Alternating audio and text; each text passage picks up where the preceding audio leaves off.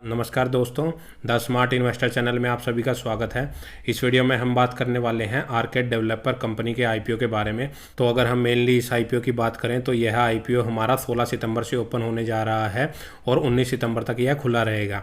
अगर हम इसके प्राइस बैंड की देखें तो कंपनी ने जो प्राइस बैंड रखा है वो 121 रुपये से 128 के बीच में इसका प्राइस बैंड रखा है और एक लोट में आपको 110 शेयर मिलेंगे। और कंपनी ने जो आईपीओ का इशू साइज रखा है वो 410 करोड़ रुपये का है और कंपनी सारा का सारा फ्रेश इशू के जरिए अपना मार्केट में हिस्सा बेच रही है। अगर हम इस आईपीओ की टाइमलाइन की बात करें तो यह आईपीओ 19 सितंबर को क्लोज हो जाएगा और आपको 20 सितंबर के दिन अलॉटमेंट का पता लग जाएगा। जिनको अलॉट नहीं होता उनका रिफंड 23 सितंबर को आ जाएगा और जिनको अलॉटमेंट मिल जाता है उनके शेयर भी 23 सितंबर के दिन ही उनके डीमैट अकाउंट में क्रेडिट हो जाएंगे। वहीं अगर हम देखें तो 24 सितंबर के दिन इस आईपीओ की लिस्टिंग मार्केट में हो जाएगी। रिटेल कैटेगरी में आप मिनिमम 1 लोट लगा सकते हैं और मैक्सिमम 14 लोट तक इसमें लगा सकते हैं। 1 लोट का जो आपका प्राइस रहेगा वो लगभग 14,080 रुपये का रहेगा और मैक्सिमम 2 लाख रुपए की वैल्यू तक आप इसमें अपनी बीडिंग कर सकते हैं। तो रिटेल कैटेगरी के लिए इसमें लगभग 35% का कोटा रिजर्व रखा गया है। और वहीं अगर हम प्री इशू शेयर होल्डिंग देखें तो प्रमोटर्स के पास लगभग 86% की हिस्सेदारी है। आइए अब हम एक बार कंपनी की बिजनेस डिटेल स्टडी कर लेते हैं। तो यह company mainly real estate sector में काम करती है और कंपनी जो mainly high ended sophisticated lifestyle residential properties होती है उनको डेवलप करने का ये कंपनी काम करती है। कंपनी का मेनली बिजनेस है वो मुंबई महाराष्ट्र में ही फैला हुआ है। कंपनी ने अपने बिजनेस को 2 सेगमेंट में डिवाइड किया है। पहला ये है कि कंपनी न्यू प्रोजेक्ट के थ्रू लैंड एक्वायर करती है और बिल्डिंग्स को बनाती है और फिर उसको सेल करती है। वहीं दूसरा इसमें कंपनी ने जो डिस्क्राइब किया वो है redevelopment of the existing building, मतलब कंपनी बनी हुई बिल्डिंग्स की रीडेवलपमेंट का प्रोजेक्ट भी अपने हाथ में लेती है और उन बिल्डिंग्स को रीडेवलपमेंट करके कंपनी अपने कस्टमर को देती है। वहीं अगर हम 2017 से Q1 2024 के बीच देखें तो कंपनी ने टोटल 1220 रेजिडेंशियल यूनिट लॉन्च की थी, जिसमें कंपनी ने 1045 रेजिडेंशियल यूनिट बेच दी हैं, जो कि कंपनी के लिए काफ़ी अच्छी बात है। अगर हम इसके साथ ये देखें कि कंपनी ने जो रीडेवलपमेंट का काम करती है उसमें कितने प्रोजेक्ट किए हैं तो कंपनी ने अब तक टोटल 11 प्रोजेक्ट कंपनी उसमें कंप्लीट कर चुकी है। जो 11 के 11 प्रोजेक्ट कंपनी ने मेनली साउथ सेंट्रल मुंबई में ही कंप्लीट किए हैं।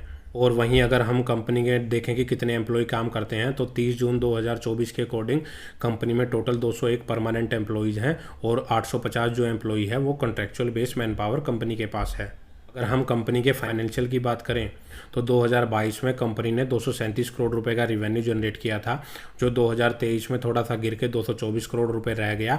लेकिन वहीं 2024 की बात करें तो कंपनी का रिवेन्यू लगभग 3 गुना हो गया है और कंपनी ने 635 करोड़ का रिवेन्यू 2024 में दर्ज किया है। वहीं अगर हम कंपनी के प्रॉफिट की बात करें तो 2022 में कंपनी का प्रॉफिट लगभग 51 करोड़ रुपए के आसपास था और 2023 में भी कंपनी का जो प्रॉफिट है वो 22 के आसपास ही लगभग 51 करोड़ रुपए के आसपास रहा।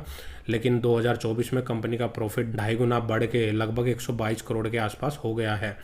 वहीं अगर हम कंपनी के पास रिजर्व देखें तो कंपनी के पास 171 करोड़ रुपए के रिजर्व हैं और कंपनी के ऊपर लगभग 70 करोड़ रुपए के आसपास कर्जा है। कंपनी के अगर रिवेन्यू और प्रॉफिट को हम एनुअली कंपेयर करें तो कंपनी के रिवेन्यू में लगभग 184% की जंप नज़र आ रही है।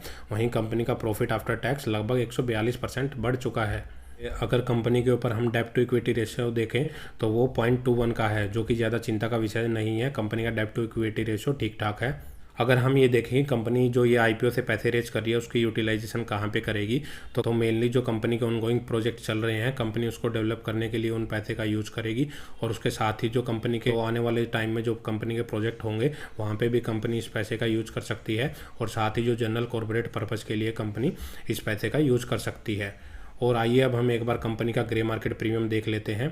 अगर हम कंपनी के ग्रे मार्केट प्रीमियम की बात करें तो आज के दिन जो कंपनी का ग्रे मार्केट प्रीमियम चल रहा है वो लगभग 48 रुपये के आसपास चल रहा है, जो कि टोटल 37% के आसपास चल रहा है। तो कंपनी का जो ग्रे मार्केट प्रीमियम है वो अभी ठीक ठाक चल रहा है। तो जैसे जैसे आईपीओ के ओपन होने की डेट नज़दीक आएगी तो हो सकता है कि इस आईपीओ का ग्रे मार्केट प्रीमियम में और भी उछाल देखने को मिले।